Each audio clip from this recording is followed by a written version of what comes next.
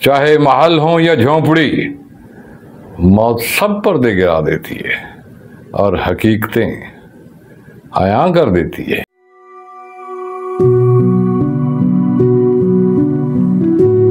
बिस्मिल्लाहिर्रहमानिर्रहीम। मियां मोहम्मद साहब की इस नूरानी महफिल में, इस रूहानी महफिल में मैं मियां मोहम्मद साहब की एक नई वीडियो की शरह के साथ हाज़िर खिदमत हूँ। मेरा नाम अफजल है, सलाम कबूल करें। आज हम जिक्र करेंगे मियां मोहम्मद साहब की जो वजह तसनीफ़ है, यानी ये किताब उन्होंने क्यों लिखी और किसके कहने पर लिखी, उस पर हम बात करेंगे। तो वो भी चूँकि सारे ये वाक़या जो है, ये किस्सा जो है, ये सारी रूदात जो है मियाँ साहब ने अपनी शायरी में बयान फरमाई है। वो फरमाते हैं, सुखना दी ओ कीमत पावे ते शेर मेरे खुश लैंदा, सुखना दी ओ कीमत पावे शेर मेरे खुश लैंदा, ओ सराफ अगे जो तरदा सोई ख़जाने प्यांदा। यानी वो शुरू में तारीफ़ उनकी इस तरह कर रहे हैं कि ये जिस बंदे ने मुझे कहा है ये कलाम लिखने के लिए, वो मेरी शायरी को बड़ा पसंद करता है और ख़ुद वो बहुत बड़ा शायर है।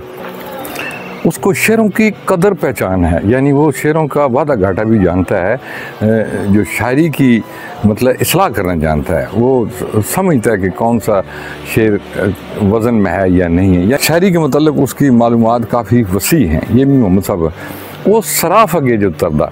अब सराफ जो है वो कहते हैं, सराफ ज़रगर का वो होता है ना, वो जो सोने की खोट और खरा पहचानता है, वो सराफ अगे जो तरदा सोई ख़जाने प्यांदा। यानी बादशाह के जो ख़जाने होते हैं उसमें वही अशरफी, कोई खोटी अशरफी तो नहीं जा सकती है। तो वो कहते हैं जिस शायर की शायरी की इस्लाह वो कर दें या वो कह दें कि ठीक है, तो उस शायरी वो पर फिर कोई शक शुबा नहीं किया जा सकता।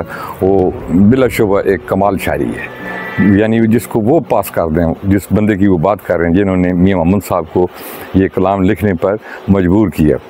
आगे वो फरमाते हैं, शेरां विच तबीयत उसदी करदी वाल शगाफी, शेरां विच तबीयत उसदी करदी वाल शगाफी, इस ज़माने इस नकदी दी उस पर तुम सराफी। यानी वो फरमा रहे हैं कि वो शेर व शायरी में बड़ी दिलचस्पी लेता है। ये किस्से हीर रांझा और ससी पुन्नू और इस तरह के जो किस्से हैं वो बहुत पसंद करते हैं और बड़े खुश होते हैं ये शेर पढ़ कर। इस ज़माने इस नकदी दी उस पर तुम सराफी। अब तुम जो लफ्ज़ है इसका मतलब होता है बस, एंड इनफ। इसका पंजाबी में ये मतलब होता है तुम सराफी। यानी वो कहते हैं कि जी वो फ़लाँ मुसव्वर है, वो इंतहा का मुसव्वर है, बस वो जी मुसव्वरी उस पर इंतहा है। तो ये यानी अब मैं मज़ीद मुझे मेरे जहन में कोई लफ्ज़ नहीं आ रहा है। वो फरमा रहे हैं कि उस पर तुम सराफी, यानी कि शेरों की पहचान जो है उस पर ख़त्म है। शेरों की पहचान करना, शेरों की कदर कीमत को समझना उस बंदे पर ख़त्म है। अल्लाह भावे कदर शनासी उस जई अज किसनू, शेर पछाणे मैं नहीं जाने ए तासीरां जिसनू, रमज़ पछाणे मैं नहीं जाने ए तासीरां जिसनू।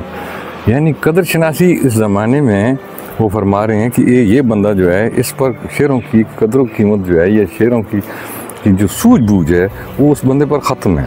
और शेरों की जो असल मैनी है, यानी जिस शायर ने जो शेर लिखा है और जिस मतम नज़र के तहत लिखा है या जो उसके ज़हन में एक तख़य्युल है, उस तख़य्युल के ऐन मुताबिक उस शेर को समझना इस बंदे पर ख़त्म है। कदी अदालत कदी इबादत, कदी अदालत कदी इबादत आप न होंदा वांदा, नाले नाजुक तबा न जल्दी फिक्र नहीं गल पांदा। वो उस शख्स के मिजाज के मुतालिक मियाँ साहब फरमा रहे हैं कि उसका अपना मिजाज ऐसा है, कभी तो वो नफल पढ़ रहा होता है, कभी वो तस्बीह कर रहा होता है, कभी जनाब उसने वो घर में मतलब बैठक लोग बुलाए होते हैं, किसी मुकदमे का फ़ैसला कर रहे होते हैं, और कोई जिसको पंचायत कहते हैं, पंचायत बिठाई होती है और गाँव के कोई मसाइल जो होते हैं या वो हल कर रहे होते हैं। कभी तो वो उसकी फ़ैसले कर रहा होता है, कभी वो जो है इबादत कर रहा होता है, कभी कुछ मसरूफ़ होता है। दूसरा ये है कि उसकी अपनी वो मतलब है कि वो फरमा रहे हैं कि वो मुझसे बेहतर वो ये कलाम लिख सकता था, वो जिसने मुझे कहा है, लेकिन उसकी तबीयत इतनी नाजुक है कि वो ऐसे मुश्किल काम जो है या इस तरह तबीयत को घबरा देने वाली बातें, ये शायरी लिखना और इतनी बड़ी किताब लिखना, इस तरह की चीज़ें उसे पसंद नहीं है। लिखना। वो मतलब है कि खुद तो नहीं करता है, मुझे कह दिए कि तुम करो। ता ये काम दसेंदा मैनू आप करे ता होंदा, जे कोई सुखन करे ता वो भी दुर यतीम पर होंदा। यानी अगर वो कहते हैं कि उन्होंने मुझे ये कह दिया, लेकिन अगर वो खुद ये चीज़ लिखता तो वो तो उसकी शायरी तो मोती है, दुर यतीम है। यानी दुर यतीम एक मोती होता है ख़ास किस्म का, दुर यतीम, तो वो उसके शेर तो दुर यतीम जैसे नायाब होते हैं अगर वो ख़ुद लिखता तो। लेकिन उसने ये काम मुझे कहा है इसलिए कि उसकी तबीयत ऐसी है कि वो इस तरह के काम जो है ख़ुद करना पसंद नहीं करता। तबीयत नाजुक है, तबीयत पर कोई बोझ नहीं लेता है। कहते हैं ये सूरत खूबी, सीरत खूबी, वर्तन खूबी चाला, ताइया नाम मुबारक उसका खूबी बख्शन वाला। कहते हैं कि खूबसूरत किरदार का मालिक है, खूबसूरत उसकी सीरत है, खूबसूरत है वो खुद, लेकिन उसका नाम मैंने रमज़ में रखा है, छुपा के रखा है। लेकिन साथ वो बता भी रहे हैं कि उसका जो नाम है, उसके नाम के मैनी जो हैं वो हैं खूबी वाला। अब खूबी वाला जो है उस नाम के मतलब और भी बहुत सारे नाम बनते हैं, लेकिन चूँकि हम तो इस कहानी को जानते हैं या इसका पस मंज़र जानते हैं या पहले से जानते हैं, तो उन्होंने अपने भाई का नाम लिखा है जिनका नाम था बहावल बख्श। बहावल बख्श के मायने होते हैं खूबी वाला, ठीक है। तो बहावल बख्श उनके भाई का नाम था। उनके कहने पर यह हज़रत मियाँ साहब ने किताब लिखी। नाम मुइमी अंदर वस्या आम न समझन तद भी, नाम मुइमी अंदर वस्या आम न समझन तद भी, सादा इसम बुलांदे होए मैनू होए बेअदबी, सादा इसम बुलांदे होए मैनू होए बेअदबी। कहते हैं कि मैंने उनका नाम थोड़ा रमज़ में रखा है, यानी उनके नाम के मैंने आपको बता दिए हैं, आगे आप ख़ुद बूझ लें। लेकिन उनका नाम अगर मैं किताब पर सीधा लिख दूं बहावल बख्श, वो मेरे बड़े भाई हैं, इसलिए मेरे लिए ये बेअदबी है उनका नाम लेना भी। या वाकई में मोहम्मद साहब को जो दौर था, ये तो मेरे बचपन में भी मुझे याद है कि मैं सारी ज़िंदगी अपने वालिद की चरपाई पर नहीं बैठा हूँ। एक बड़ा अदब होता था, एक बड़ा लिहाज होता था, एक बड़ी वज़दारी का ज़माना था और एक बड़ा रख रखाव होता था। बड़ा मतलब एक ख़ास तौर पर जो तमीज़ और तहज़ीब है ना, वो तो इंतहा पर थी। और अदब एहतराम, यानी जो वालिदैन की उम्र के जो लोग होते थे, आम दूसरे गांव के लोग होते थे, उनसे भी डर लगता था। और बड़े भाई का अदब वाकई ही वालिद इतना होता था। तो वो कहते हैं कि वो मेरा बड़ा भाई है, इसलिए मैं उसका नाम सीधा नहीं लेता हूँ, बहावल बख्श नहीं कहता हूँ, क्योंकि ये बेअदबी है, ये गुस्ताखी है, मुझे इस तरह नहीं लेना चाहिए।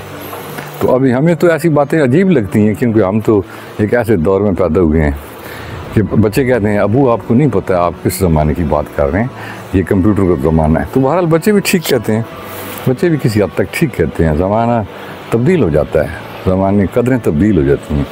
और पुराने ज़माने के जो लोग हैं उनको बच्चों को अपने तौर तरीक़ों के मुताबिक चलने पर मजबूर नहीं करना चाहिए। बच्चों को तरबियत जो है वो अपने ज़माने के मुताबिक ना करें, बल्कि उनके ज़माने के मुताबिक करें, ठीक है जी। तो अभी अगला आखिरी शेर ये है कि यहाँ पर उन्होंने फिर बात खोल दी है। कहते हैं मेरा है वो बड़ा भाई उम्रों अकलों वस्बों, मेरा है वो बड़ा भाई उम्रों अकलों वस्बों, दानिशमंद अकाबर दाना बहर नज़म दे कस्बों। यानी ये जो शायरी है बहर नज़म, वो मुझसे बहुत ज़्यादा बेहतर समझता है और वो मेरा बड़ा भाई है। ये उसकी बात कर रहे हैं हज़रत मियाँ मोहम्मद साहब कि मैंने अपने बड़े भाई बहावल बख्श की फरमाइश पर ये किताब लिखी है। अल्लाह आपको सलामत रखे जी, खुश रहें, अपनी दुआ में याद रखें। और मेरा पैगाम फिर वही है कि ये वीडियो मेरी नहीं है, ये हज़रत मियाँ मोहम्मद साहब की है। तो मियाँ मोहम्मद साहब के जो चाहने वाले हैं, जो मोहब्बत करने वाले हैं, मेरा ख्याल है उनको कहने की ज़रूरत ही नहीं है। इस वीडियो को लाइक शेयर और सब्सक्राइब ज़रूर करें और ज़्यादा से ज़्यादा लोगों तक पहुँचाएँ अगर आप समझते हैं कि मैं कोई बात ठीक कर रहा हूँ। और अगर आपके ख्याल में मेरा बिल्कुल नुक्ता नज़र ही सूट नहीं कर रहा है आपको, फिर जो आप बेहतर समझें, अल्लाह देखने वाला है, अल्लाह देख रहा है, अल्लाह समझता है मेरी नीयत को भी और सब कुछ। तो अल्लाह आपको खुश रखे, दिल को सुकून अता फरमाए। अस्सलाम वालेकुम।